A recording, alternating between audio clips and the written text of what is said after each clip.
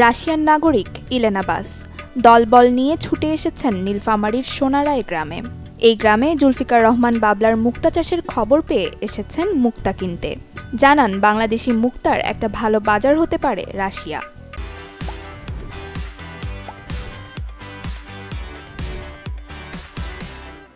আমরা মনে করি আসলে বাংলাদেশের জন্য একটা নাম আছে গোলাপ মুক্তা দেশ। এই জন্য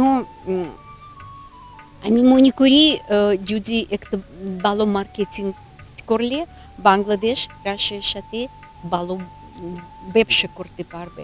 আমি অবশ্যই মনে করি।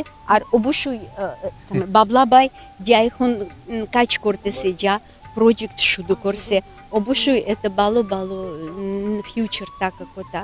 আর অবশ্যই আমি মনে করি তাকে সরকারি মাধ্যমে কিছু সাহায্য লাগবে। অবশ্যই এটা নতুন জিনিস বাংলাদেশের জন্য।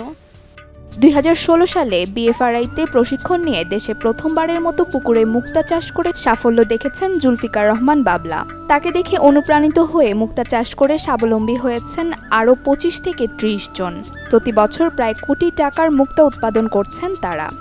আমরা প্রথম অবস্থা যেখানে বিক্রি করতে পারিনি, সেখানে একটা ইমেজ আমরা 1000 টাকা থেকে শুরু করে 3-4 হাজার টাকা পর্যন্ত বিক্রি করতেছি। অর্নামেন্ট তৈরি করলে এক সেট অর্নামেন্টের দাম 8000-10,000 টাকা বিক্রি করতেছি, এবং গোল মুক্তাটার 1,500 থেকে 2,000 টাকা মিনিমাম রেট, আর উপরে আছে শেপ অনুযায়ী দাম আর কি। তো এখন মোটামুটি পজিশন সবারই ভালো। রাশিয়ানরা আজকে আসছে আমার মুক্তার দেখে, মুক্তা চাষ দেখে, এবং ওরা আমাকে সুযোগ করে দিতে চাইছে। এখন আগামীতে আমিও চেষ্টা করব রাশিয়াতে বিজনেস করার। মুক্তা চাষ করছি, মুক্তা চাষ করে আমার ভাগ্য খুলে যাচ্ছে, এটা আমি বুঝতে পারছি। সারা দেশেও এটার একটা তোলপাড় শুরু হয়ে গেছে। ঝিনুক থেকে আমি ঝিনুকের মাংসটা পাবো, ঝিনুক থেকে চুনটা পাবো, এগুলো আমার কাজে লাগবে।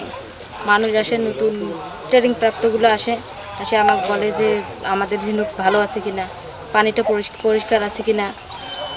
ওদের আমি পরামর্শ দিই যে এইভাবে করতে হবে। বাবলার এই মুক্তা খামার দেখতে এসেছিলেন জেলা প্রশাসক।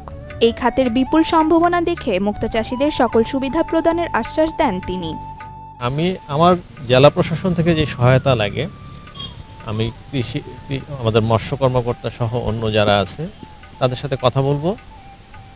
আমি ওনার কাছে বলছি একটা প্রেজেন্টেশন তৈরি করে নিয়ে আসলে আমাদের জেলা পর্যায়ে কয়েকটা মিটিংয়ে, এবং আমাদের যারা মৎস্য চাষি আছে তাদের সামনে এই প্রেজেন্টেশনটা দিলে যে মাছের চাষের পাশাপাশি এটা বাই প্রোডাক্ট হিসেবে যদি নেয়, তাহলে দেখা যায় একটা বিশাল পরিমাণ ইনকামের সুযোগ রয়েছে।